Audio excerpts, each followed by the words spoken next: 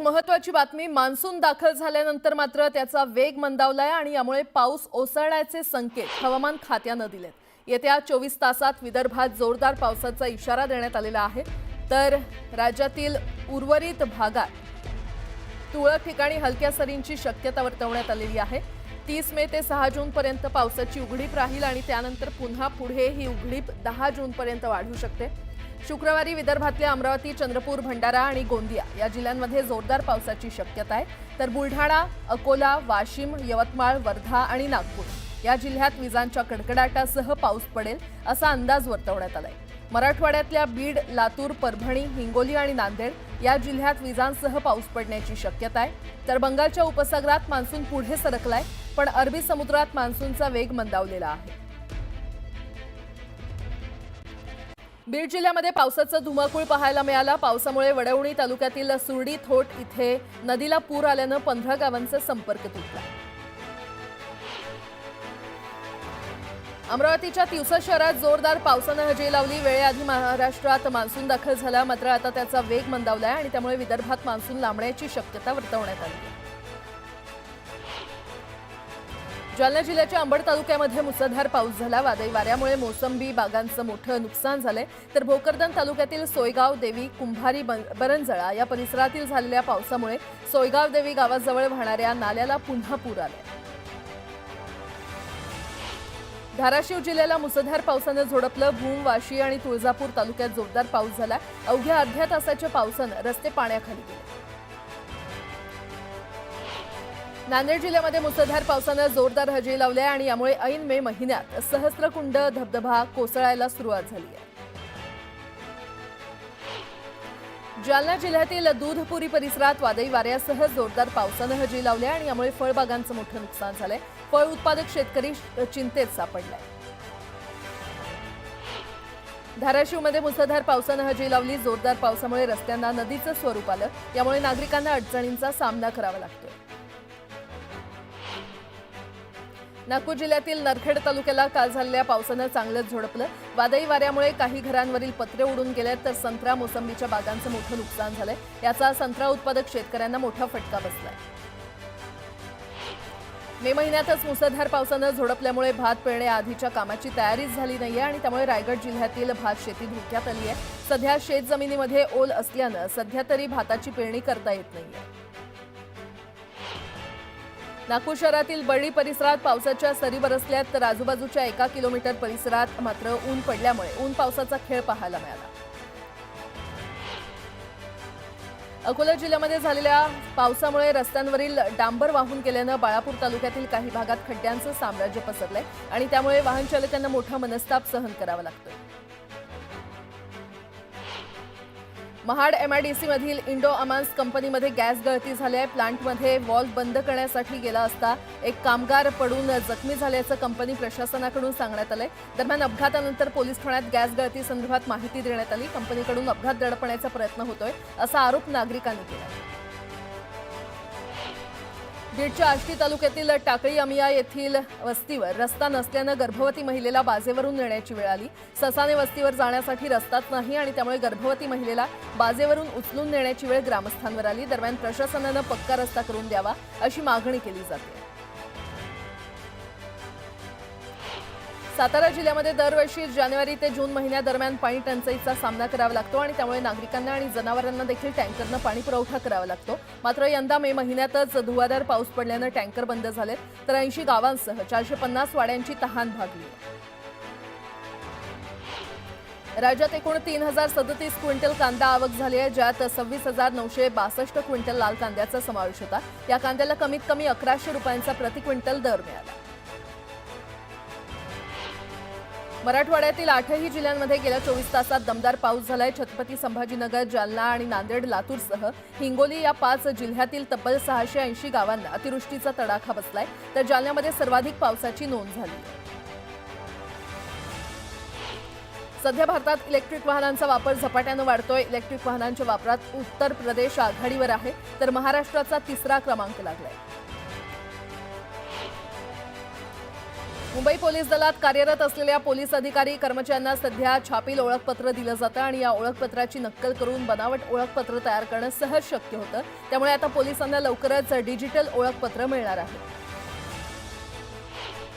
मुंबई 26 मे रोजी झालेल्या पावसामुळे परळ येथील केईएम रुग्णालय परिसरात मोठ्या प्रमाणात पाणी साचलं। या घटनेची उच्च न्यायालयानं गुरुवारी गंभीर दखल घेतली आहे। पुनरावृत्ती टाळण्यासाठी उपाययोजना करण्याचे आदेश न्यायालयानं सरकारसह महापालिकेला दिले।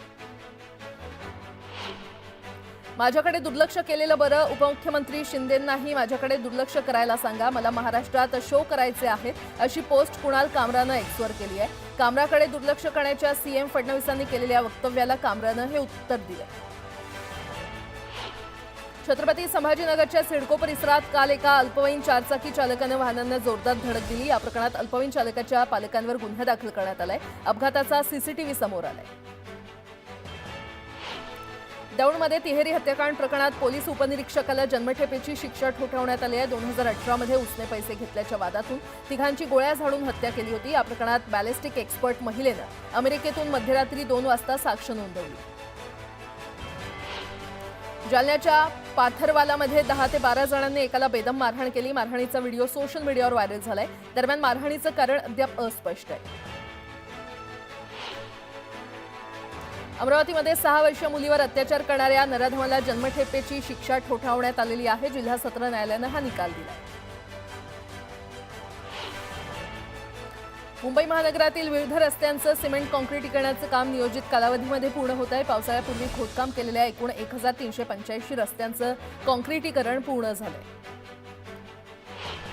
लोणावळ्यामध्ये पर्यटकांनी गेल्या 3 दिवसांपासून मोठी गर्दी केली आहे। यामुळे महामार्गावर मोठी वाहतूक कोंडी निर्माण झाली आहे। दरम्यान वाहतूक कोंडीचा मंत्री शंभूराज देसाई यांना देखील फटका बसला। नवी मुंबई सायबर सेलनं डिजिटल अरेस्ट झालेल्या महिलेची सुटका केली आहे। सायबर गुन्हेगारांनी आंतरराष्ट्रीय कॉल सेंटरच्या माध्यमातून महिलेवर दबाव टाकत तब्बल 1,81,72,667 रुपये उकळले होते। उल्हासनगरमध्ये रस्ता अर्धवट असताना ठेकेदाराला बिल देण्यात आलंय आणि त्यामुळे सार्वजनिक बांधकाम अधिकाऱ्यावर निलंबनाची कारवाई करण्यात आली आहे। दुबईमध्ये फ्रेंड्स ऑफ इंडिया ग्रुपच्या वतीनं भजनोत्सव 2025चं आयोजन करण्यात आलं होतं। यावेळी मोठ्या उत्साहात रसिकांनी यामध्ये सहभाग नोंदवला। पवईच्या हिरानंदानी परिसरात एका कुत्र्यानं नागरिकांना चावा घेतला। या प्रकरणात मनसेचे विभाग अध्यक्ष गणेश चुक्कल यांच्यावर गुन्हा दाखल करण्यात आलाय। दरम्यान सोसायटीमध्ये एकटेच मराठी असल्याचं म्हणत त्रास विनाकारण दिला जात असल्याचा आरोप गणेश चुक्कल यांनी केला। डोंबिवलीमध्ये गॅस पुरवठा अचानक बंद झाल्यानं नागरिकांना अडचणींचा सामना करावा लागतोय। घरडा केमिकल कंपनीजवळ पाईपलाईन डॅमेज झाल्यानं गॅस पुरवठा खंडित झाल्याची माहिती समोर आली आहे। दरम्यान रात्री 11:30 वाजेपर्यंत गॅस पुरवठा सुरळीत होण्याचा अंदाज आहे। अमरावती महानगरपालिकेच्या 8 शाळांमध्ये सुट्टीच्या दिवशी मध्यान्ह भोजन शिजवल्याचा प्रकार उघडकीस आला। या प्रकरणी संबंधित शाळांच्या मुख्याध्यापकांना कारणे दाखवा नोटीस देण्यात आली असून पुढची खर्च कपातीची कारवाई सुरू आहे। लासलगाव शहरातून वाहणारी शिवनदी दुथडी भरून वाहते। परिसरातील कारखान्यातून नदीमध्ये केमिकलयुक्त पाणी सोडण्यात आल्यामुळे नदी फेसाळली आहे आणि त्यामुळे कारखानदारांवर कारवाई करण्याची मागणी जोर धरते। जळगावच्या नशिराबाद गावात नागरिकांना डेंग्यूची लागण झाली आहे। एकाच दिवसात 5 रुग्ण आढळल्यानं नागरिकांना काळजी घेण्याचं आवाहन आरोग्य खात्यानं केलं। सिंधुदुर्ग जिल्ह्यातील दरड प्रवण क्षेत्राच्या ठिकाणांमध्ये वाढ झाली आहे। दरड प्रवण क्षेत्राची संख्या 20 वरून 63 वर पोहोचली आहे। यामुळे नागरिकांना काळजी घेण्याचं आवाहन करण्यात आलं। चांदवडमध्ये पुण्यश्लोक अहिल्यादेवी होळकर जयंतीनिमित्त युद्ध सामुग्रीचं प्रदर्शन भरवण्यात आलं होतं। या प्रदर्शनाची पाहणी करत असताना चित्रा वाघ यांनी हातात तलवार घेऊन याची गरज आहे असं मंत्री गिरीश महाजनांना सांगत होते। आषाढी वारीमध्ये सहभागी होणाऱ्या वाहनांना टोलमाफी दिली जाणार आहे। तसंच वारकऱ्यांना संरक्षण देण्यासाठी त्यांचा समूह विमा काढण्यात येईल आणि त्यांना दरवर्षीप्रमाणे वैद्यकीय सेवा पुरवण्यात येतील असं एकनाथ शिंदे यांनी सांगितलं। पावसाळापूर्व कामकाजाच्या अनुषंगानं महानगरपालिकेच्या घनकचरा व्यवस्थापन विभागानं मुंबई शहर आणि उपनगरात 29 मे ते 15 जून दरम्यान टाकाऊ साहित्य संकलनासाठी विशेष स्वच्छता मोहीम हाती घेतली आहे। मोहिमेच्या पहिल्याच दिवशी गुरुवारी 51.5 टन राडा रोडा तर 28.1 टन कचरा आणि 41.6 टन टाकाऊ वस्तूंचं संकलन करण्यात आलं। गेल्या वर्षीप्रमाणे आगामी वर्षात देखील मालमत्ता कराचं उद्दिष्ट गाठण्याची प्रशासनानं तयारी केली आहे. मुंबईकरांना सुधारित मालमत्ता देयकं पाठवण्यात आली आहेत. मालमत्ता करामध्ये सरासरी 15.89% वाढ करण्यात आली आहे. तर रेडी रेकनरच्या दरात झालेल्या बदलामुळे करवाढ करण्यात आली असली तरीही मुंबईकर आणि विरोधकांकडून या करवाढीला प्रचंड विरोध होऊ लागला.